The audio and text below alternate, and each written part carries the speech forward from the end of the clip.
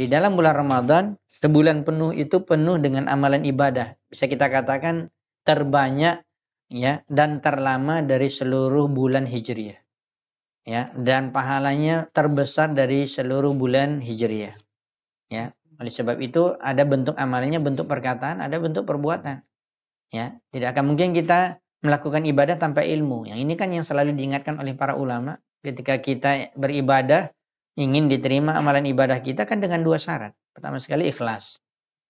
Ya, jangan sampai kita tidak ikhlas dalam beribadah, puasa kita, salat malam kita, sedekah kita, memberikan makan orang berbuka, baca Quran kita dan yang lainnya.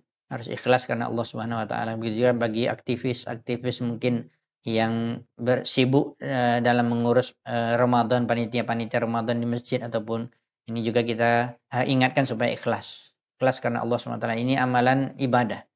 Ya. Kemudian tentunya mutabah mengikuti sunnah Nabi Shallallahu Alaihi Wasallam.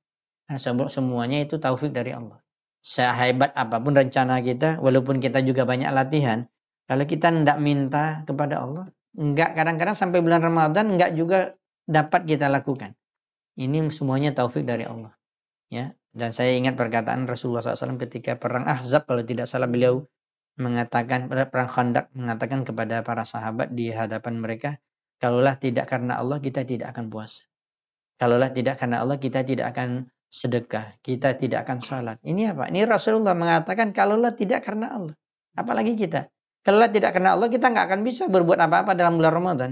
Jadi kesimpulannya semuanya taufik dari Allah. Oleh sebab itu banyak berdoa kepada Allah, minta, selalu minta supaya panjang umur dapat bulan Ramadan. Kemudian dalam Ramadan nanti berdoa lagi setiap hari supaya kita kuat beribadah, istiqomah, bahkan memperbanyak ya dan kita berlomba-lomba dalam kebaikan. Kan itu yang kita diperintahkan. Ya, mungkin itu saja yang dapat saya sampaikan.